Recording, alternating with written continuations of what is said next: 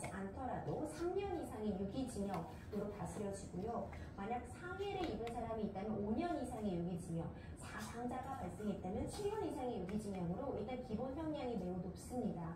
이번 사안 같은 경우에도 현주 건조물 방화죄 적용이 될 것으로 보이고, 지금 뭐 자수를 본인이 했다는 이야기도 나오고 있고, 자수하러 가는 과정에 뭐 검거가 됐다 이런 이야기도 나오고 있어서 정확한 조사가 필요해 보이지만, 뭐 자수를 했다고 하더라도 이런 부분이 양형에 있어서 충분히 감형 요소로서 참작은 되지만, 지금 자수했다고 지금에 넘어갈 일이 아니에요. 현주 건조물 방화나 이런 사제 폭발물 제작은 굉장히 중한형으로 다스려지기 때문에 좀 엄한 처벌을 예상할 수 있을 것 같습니다. 예, 그런가 하면은 묻지마 범죄가 또 발생한 듯합니다. 대낮에 아파트 엘리베이터 안에서 야구 방망이로 여성을 무차별적으로 폭행한 건데 20대 남성이 구속됐습니다. 범행 이유 지금까지 밝혀진 게 있습니까? 네, 저도 이 CCTV 화면을 보고 정말 경악을 금치 못했습니다. 예. 그 해당 사건도요, 낮 2시 반과 대낮에 벌어진 일이었어요. 지금 함께 보시는 것처럼 엘리베이터로 이 40대 여성이 장을 보고 장을 본 그 물건들을 들고 들어왔는데, 갑자기 이 20대 남성이 배낭에서 흉기를 꺼내서 무차별한 폭행을 저지른 겁니다. 예. 이 엘리베이터가 4층에서 문이 열려서 가까스로 이 피해자가 도망칠 수 있었고, 어제 큰 상해를 입었지만 정말 다행스럽게도 생명의 지장은 없는 것으로 전해지고 있는데요. 너무 끔찍한 일이죠. 이제 일면식도 없는 사이라고 전해지고 있고, 그냥 이 해당 여성을 한 300~400m 정도 따라오다가 해당 아파트에 거주하지도 않는 이 피고인자가 미차별적으로 그냥 사회에 대한 불만 때문에, 원래 사회에 불만이 있었다 이런 범행 동기를 전하고 있는데, 정말 말도 안 되는 그런 일이 벌어진 것이고요. 살인 미수 혐의를 받고 있습니다. 지금 동기로 굉장히 무차별적인 폭행을 저질렀고, 만약 4층에서 문이 열리지 않았더라면, 피해자가 도망가지 못했더라면 더 심한 피해가 있을 수 있었던 것이 충분히 예측 가능하기 때문에 살인 미수 혐의로 현재 구속이 된 상태입니다. 네, 돌려차기 말고도 이렇게 묻지마 범죄가 계속해서 벌어지고 있습니다. 예상되는 처벌 수위 어느 정도로 보십니까? 그렇죠. 이것이 굉장히 중한 결과를 예측할 수 있었던 사안이었습니다. 이 묻지마 범죄라고 우리가 흔히 얘기도 하고, 이제 이상동기 범죄라고 지금은 부르고 있는데, 그러니까 어떤 원한 관계에 의한 사이도 아니고 일명식도 없는 과정에서 본인의 분풀이를 위해서 내지는 어떤 아무 이유 없이 무차별적으로 공격하는 이런 행태에 대해서는 우리가 살인의 여러 가지 유형이 있을 때 뭐 창작 동기, 그러니까 창작할 만한 동기, 오랫동안 학대를 당했다거나 이런 경우가 있었다면은 어떤 중한 결과가 있더라도 조금은 덜 강력해지는 것이 있고요. 이런 우리가 흔히 얘기하는 이상동기 살인 같은 경우에는 비난 동기라고 볼 수 있습니다. 비난받을 정도. 그런데 이거는 가중처벌적 요소라고 볼 수 있거든요. 피해자 입장에서는 정말 황당하다는 표현으로도 부족한 그런 상황이기 때문에 살인 미수라는 것 자체, 살인죄와 동일하지만 미수기 때문에 감경받을 수 있는 그런 수준이어서 기본적으로도 법정형도 매우 높고요. 이번 사안 같은 경우에도 굉장히 중한 실형을 피할 수는 없는 상태입니다. 마지막 주제도 살펴보죠.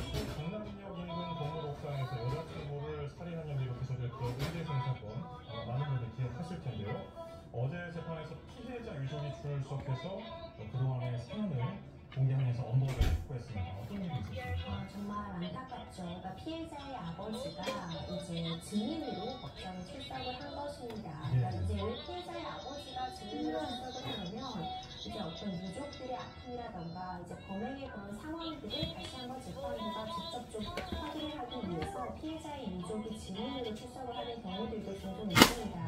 굉장히 어려운 걸음을 하신 거죠. 이제 피해자의 아버지가 직접 증인으로 나와서 그간의 사정에 대해서 얘기를 했는데, 지금까지는 단순히 이제 예전에 연인이었던 관계라고 알려져 있었는데, 이제 추가적으로 알려진 사실이 이제 이 피고인이 피해자를 이 가스라이팅을 통해서 혼인신고를 계획해서 실행을 하게 된 것입니다. 그런데 이제 피해자가 이 부분이 잘못된 것을 깨닫고 부모에게 이런 사정을 알리고 도움을 드려서 혼인을 무효시키기 위해서 혼인 무효소송이라고 합니다. 정당하게 혼인의 의사 없이 일방적으로 혼인신고가 진행됐기 때문에 혼인 무효소송을 진행하게 되었고, 이 과정에서 이제 피고인이 앙심을 품고 피해자를 살인에 이르게 된 동기를 하나였다. 이런 부분을 피해자의 아버지가 밝히시면서 지금 피해자의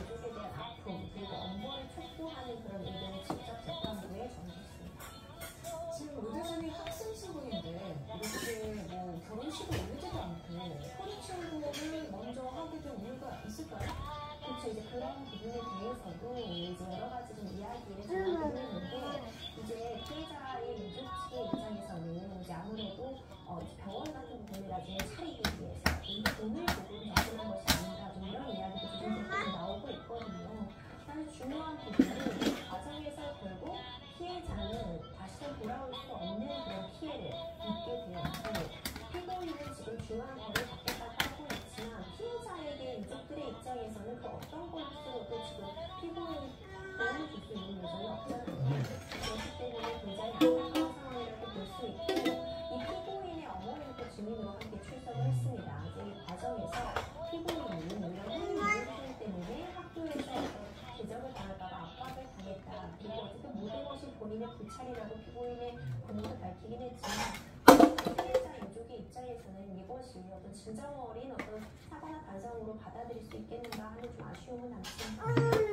피고 이대생 출시 측은 혐의를 인정하면서도 정신감정을 요청했단 말이죠.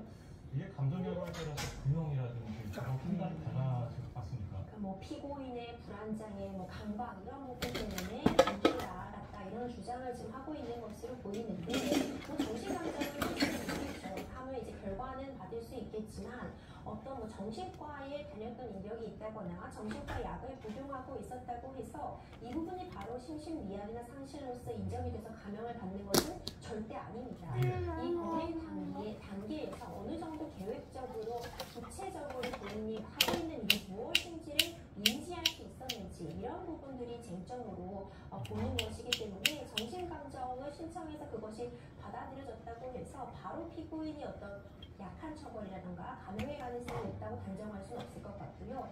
정신감정 결과에 따라서 뭐 강박이나 불안 증세가 인정이 된다고 해도 그것이 바로 또 감형으로 이어지는 것은 아니기 때문에 일단은 감정 결과는 기다려보되 이번 사안은 중형을 피하기는 어려운 상황입니다. 네, 지금까지 세간의 관심을 받고 있는 사건들 그리고 그 법적인 쟁점들 윤주혜 변호사와 알아봤습니다. 오늘 말씀 감사합니다.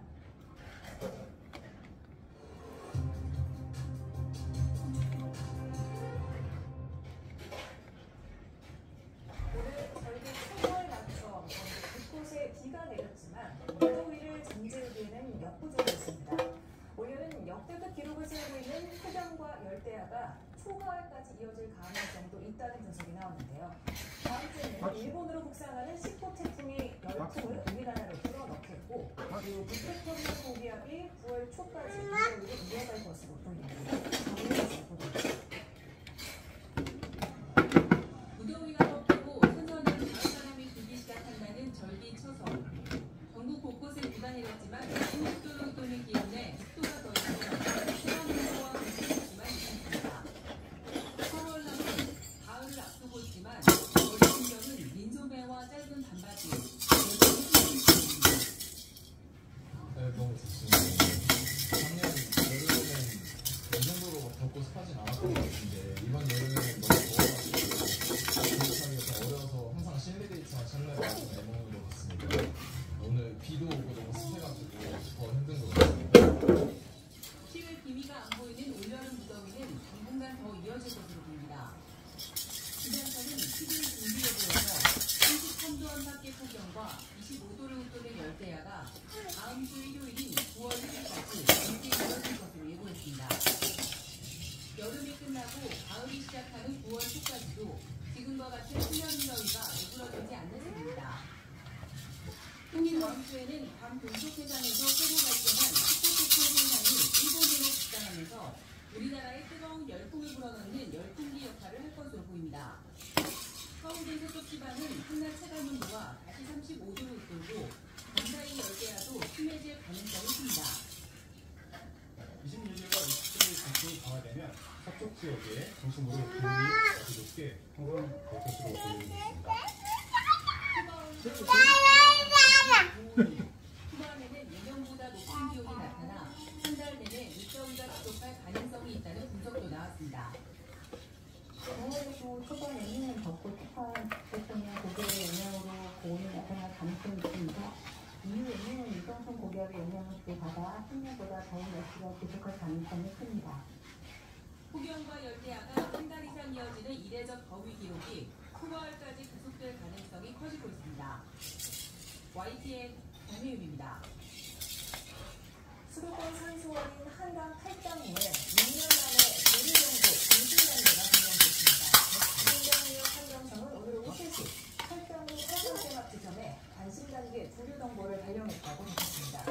8당 대막 지점은 남조류 세포수가 2차례 연속 관심단계 발령 기준을 넘어선 것으로 나타났는데 장마가 끝난 뒤 오염물질이 유입되고 폭염 탓에 수온이 높아져 이후에 남조류가 번진 것으로 보입니다.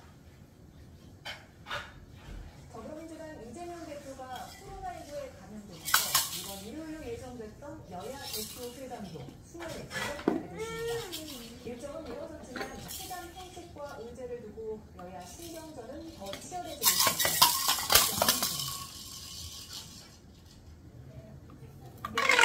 대표가 코로나19 확진 판정을 받으면서 당일 예정됐던 문재인 전 대통령 예방 등 모든 일정을 취소하고 격리에 돌입했습니다. 이에 따라 25일 여야 대표회담도 연기됐습니다. 회담 날짜까지 이 대표 상태가 호전되리라 장담치 어려운 만큼 일정을 늦출 수밖에 없다는 게 민주당 생각입니다. 그런데 한동훈 대표는 조속한 기회를 바란다며 시간이 더 생긴 만큼 회담을 더 충실하게 준비하겠다고 밝혔습니다. 더 충실하게 준비했다. 민생을 위한 회담, 정치 복원을 위한 회담, 전쟁 중단을 선언하는 회담이 이루어지기를 기대합니다. 일정은 이뤄졌지만 회담 의제와 형식을 둘러싼 주도권 경쟁은 계속되는 분위기입니다. 국민의힘은 회담 승인을 거듭 주장하면서도 야당이 최상병 특검법 등 여권 분열을 노린 요새만 제시하고 있다고 나를 세웠습니다. 민주당 정당 아닙니까?